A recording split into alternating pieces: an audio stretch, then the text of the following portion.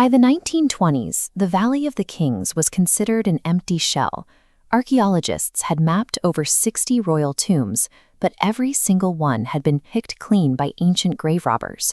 The common consensus was that nothing remained to be found. Howard Carter lacked the pedigree of his academic peers.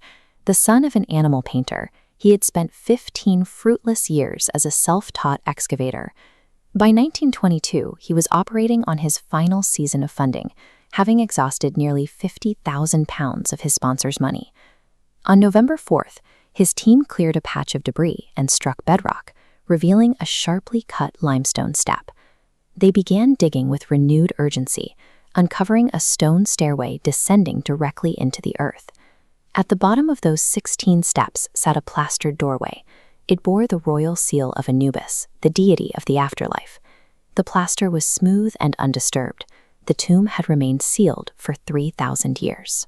Carter had defied the odds of a century of archaeology. He had found a completely untouched royal tomb in a valley that professional thieves had spent millennia searching. When Carter finally peered through a small hole in the door, he saw 3 millennia of history frozen in time. Over 5,000 pristine artifacts were stacked inside, exactly as they were left on the day of the funeral. The discovery was a catalog of immense wealth. At its center was this funerary mask, crafted from 10 kilograms of solid gold. The treasures included highly rare materials, such as this dagger found on the body, which was forged from the iron of a fallen meteorite. Because every other tomb in the valley was violently pillaged, this specific discovery raises a central question. Why was this chamber spared?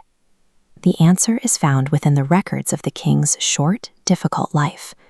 To understand the politics of this tomb, we have to look at the king's father, the pharaoh Akhenaten. Akhenaten launched a religious revolution that nearly broke the empire. He outlawed the traditional gods, closed the ancient temples, and forced the worship of a single sun disk called the Aten. When Akhenaten died, he left behind a kingdom in absolute chaos. The economy had stalled, and the traditional religious infrastructure had been dismantled. The task of restoration fell to an 8-year-old boy. To appease the public, the young king changed his name from Tutankhamun to Tutankhamun, distancing himself from the Aten and signaling a return to the old gods. Despite these efforts, the boy king remained the face of a hated regime. He was a child ruler attempting to stabilize a country that was desperate to forget his entire bloodline. Political instability was only part of the tragedy. For generations, the Egyptian royals practiced severe inbreeding to maintain the perceived purity of their bloodline. This repeated pedigree collapse led to severe genetic degradation. Tutankhamun was the biological culmination of these practices. Modern autopsies of his mummy reveal a harrowing list of ailments. He suffered from malaria, Kohler's bone disease, and a severe clubfoot that made every step a struggle. The artifacts in the tomb confirm this forensic profile. Among the treasures were 130 walking sticks, essential tools for a king who could not walk unassisted. These combined physical failures led to an early death. He was only 18 or 19 years old when he died. The forensic evidence reveals a frail teenager who lived in constant pain and extreme dependency. His short life was defined more by systemic biological failure than by the typical power of a pharaoh. The moment Tutankhamun died, his successors moved to wipe his existence from the earth. They viewed his entire lineage as a toxic error.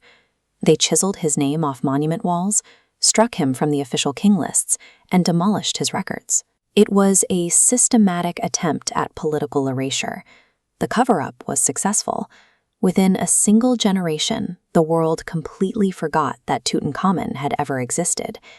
This erasure became his most effective security system. Ancient grave robbers relied on official records and local history to target wealthy tombs. Because Tutankhamun did not officially exist, his tomb was never targeted. With no one left to maintain the site or remember the king, the desert took over. Gusts of sand buried the entrance, hiding it under a layer of rock and dust for 3 millennia. Ancient Egyptians believed true death only occurs when a name is spoken for the last time.